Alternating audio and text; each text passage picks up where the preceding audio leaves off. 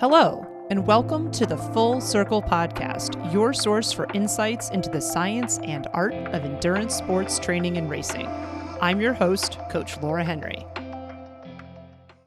Today is Coach Tip Tuesday. Spring has sprung, and that means that endurance athletes all over the Northern Hemisphere are starting to make the transition from indoor to outdoor training. The transition from indoors to outdoors isn't as seamless as many athletes might imagine or expect. In fact, I've observed that the first outdoor workouts of the season are almost always harder than athletes anticipate, and that in turn is at least somewhat disappointing and frustrating for athletes. There are a few factors that I think contribute to this, and I think there are a few tactics that athletes can implement in their training so that they can ease their transition from indoor to outdoor training. The first factor that I think contributes to outdoor workouts feeling harder than expected is that athletes are spending longer training indoors and training indoors more frequently than they previously have. So they're spending larger batches of consecutive time, meaning many months at a time, training indoors. And I also have observed that athletes are actually training indoors more frequently, even during the quote unquote nice months of the year, maybe out of convenience, maybe because that's what feels comfortable to them. But there's a lot more indoor training across the board year round that's happening for athletes now. Indoor training platforms such as Zwift and Rouvy have risen dramatically in popularity. Smart trainers and treadmills have come down in price, and there are more types of gym memberships than ever before. All of this has made indoor training much more accessible, comfortable, and enjoyable than it's been in the past. One of the downsides to these types of training platforms and technologies is that they are extremely data-driven. Specifically, they showcase speed data. As anyone who has been following my blog and podcast or who's ever coached with me can attest to, I am a fan of data. Data is important in my work with athletes since I coach remotely. Even my local athletes that are local to me in central New York, I'm not there with them in person every single day. So data allows me to get a sense of what happened during each athlete's workout. Along with post-workout notes, data enables an athlete to share a more complete picture of what they felt and what they experienced during a workout or during a race. However, indoor speed data is an issue because it isn't ever accurate. Ever. I really try not to deal in absolutes because truly there aren't many cases where there are absolutes. But this is actually a rare case where I think that an absolute is appropriate because it's the truth in my experience. Unfortunately for many athletes, they believe speed data that they see in indoor training, whether it comes from a speed sensor, a smart trainer, an indoor training platform, or a treadmill. Then, when athletes transition to outdoor training, they are confronted with the reality that the indoor speed data that they have been believing for a long, sometimes 6 months or more, period of time is inaccurate. Sometimes, definitely not always, it might be close.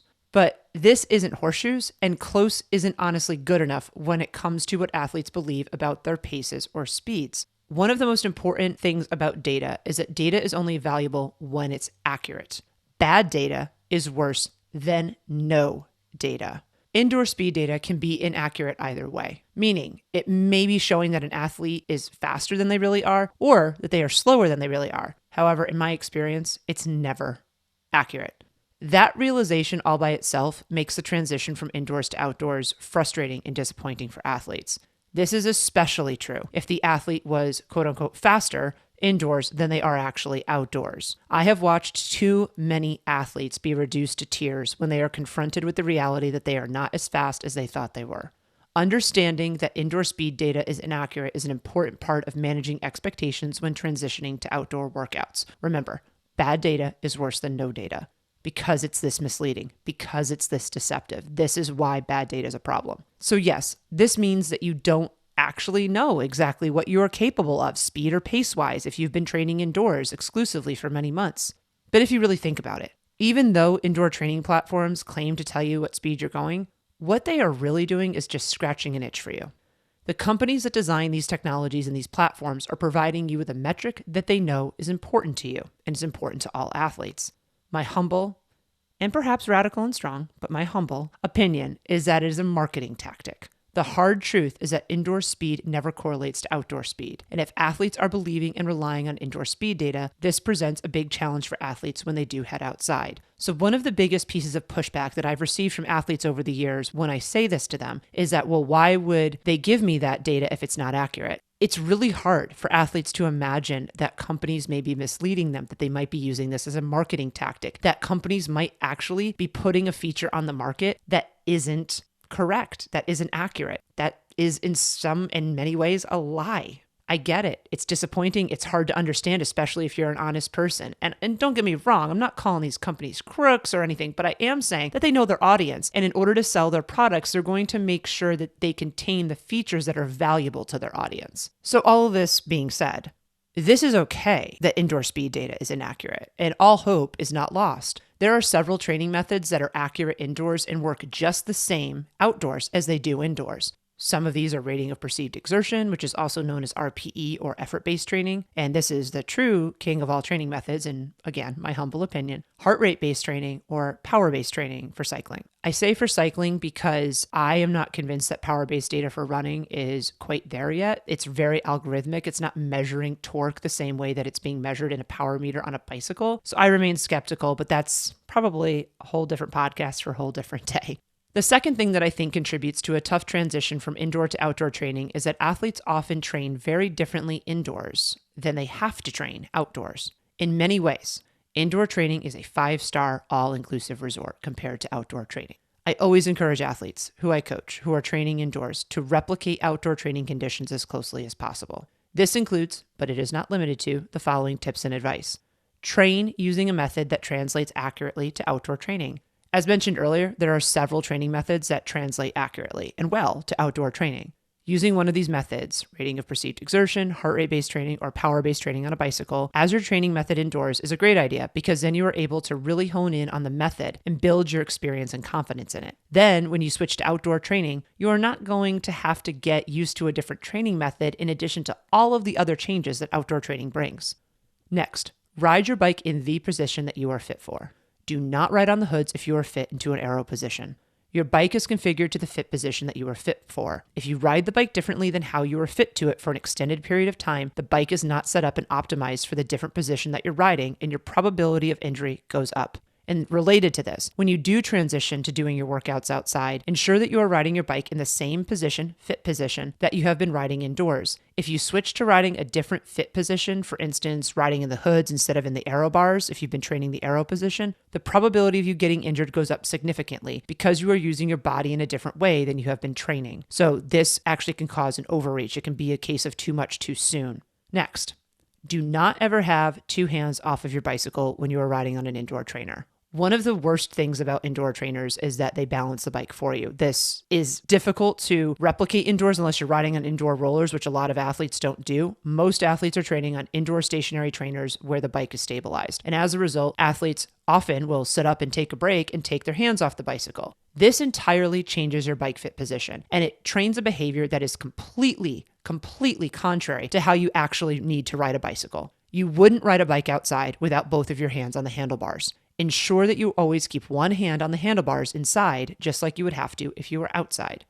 Next, carry your fuel and hydration the same way, using the same fueling and hydration products that you would use outdoors. Use the same vessels to carry your fuel and hydration, such as bike bottles, a bento box, a running fuel belt, a running hydration vest that you would outdoors. Do not use extra tables, the treadmill itself, to store fuel or hydration. If you wouldn't be able to do it outdoors, do not do it indoors.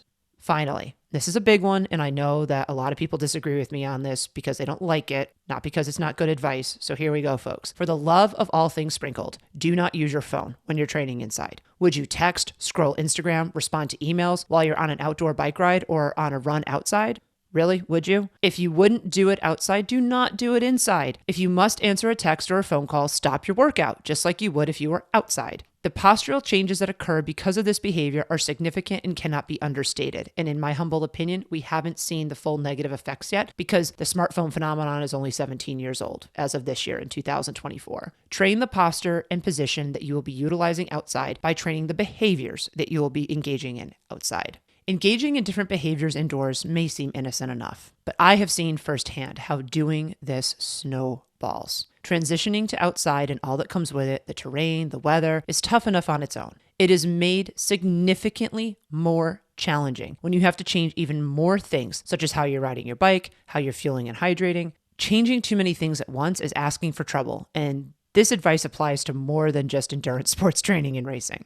All of this being said, there are some truths that must be acknowledged about certain indoor training habits that are inherent to indoor training itself, and these cannot be changed. These are just how it is. Treadmills and erg mode on smart bicycle trainers are running you. You are not running under your own power or pedaling your bike under your own power if you are running on a treadmill or utilizing erg mode on a smart trainer. This is significant, and it's important to understand because outside, you are 100% responsible for powering your running and your cycling. If you are having help, and a treadmill, belt, and erg mode are help, even if it's hard to admit, it is going to feel challenging and difficult when you must operate exclusively under your own power when you go outside. Again, there's not anything you can do to change this, so it becomes something to be aware of, a truth to be acknowledged, and it's something that always is different about training indoors than outdoors. The fact that you are not necessarily operating under your own power is just one thing that is different indoors than outdoors. There are a lot of things that will be different outside than they are inside. Temperature, precipitation, terrain, traffic, other people, the stress that comes from all of those things, like that mental stress that's imposed. That's why a lot of people default even in nice weather to coming inside because maybe they're intimidated by outside. They're scared of it. It's more convenient to be inside. And we need to train mental behaviors as well as our physiology, as well as the physical aspects of training. Training is not all about the physical. It's honestly just as much about the mental, if not more so about the mental side of things as it is about the physical. And another thing that's really important to remember is that when you do go outside, you do have to balance the bicycle. This changes how you handle it, how you manage it, how you interact with it. So these are all things that are different from indoors to outdoors. So this being said, ensuring that the things that can be the same indoors as they are outdoors are actually the same really helps decrease the number of new things that athletes are facing when they do go outside. If you've been riding a different bike fit position, fueling and hydrating differently, having a machine assist you, that is a lot of things to be adding in to be getting used to. Indoor training is a wonderful thing. The most valuable thing that it does is that it enables athletes to train year round. It also enables them to train when conditions outside are truly unsafe. So if a hurricane's coming, or if there's a tornado, or if it's really just unsafe outside, it provides a really nice option to still get the workout and you don't have to skip a day or try to rearrange your schedule just because the weather is unsafe or there's some kind of unsafe condition going on outside. And for many athletes in many parts of the world, training outside year round is very challenging, if not impossible in certain circumstances.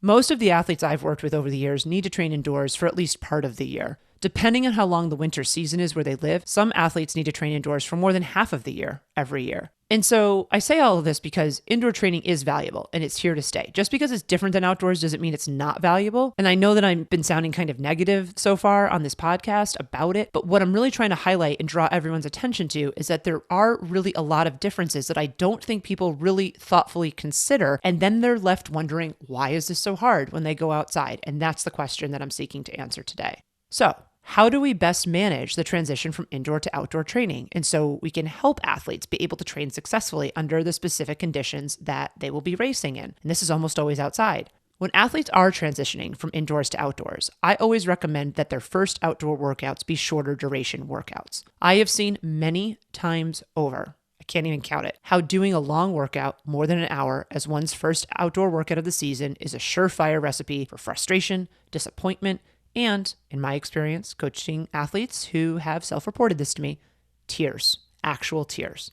In all honesty, going too long too soon outside also significantly increases the risk that an athlete will sustain an acute injury. The effective dose for outdoor training workouts is low at first. Even if you have a high base or a high workout volume that you've been carrying, you do want to reduce down the volume of these individual workouts when you first transition to being outdoors. The effective dose can increase relatively quickly, within a few weeks, but at first the most appropriate and effective dose is low, less than an hour usually. And though I warn athletes about this, my experience has been that most athletes do not believe it until it happens to them. Many athletes will ignore this advice and they will jump right into trying to do a long run or a long ride as their first outdoor workout of the season. This is so super unfortunate when this happens because helping athletes remain injury-free is one of the most important parts of my job as an endurance coach. It's actually one of the main reasons why athletes hire me. Like they say that when they contact me, that they're hiring me because they want someone to help them manage their training so they don't get injured. So I'm always really sad for an athlete when they find themselves in this situation where they maybe haven't put the thought into how they should transition to outdoor workouts, or maybe they haven't heeded the advice. And it doesn't necessarily pop up as an injury right away after that first workout. In my experience, experience, it generally pops up within 2 to 3 weeks afterwards. So it's deceptive. So athletes don't necessarily self-identify that what they've done with going outside and going too long too soon after going outside is one of the issues that snowballed into an injury situation for them.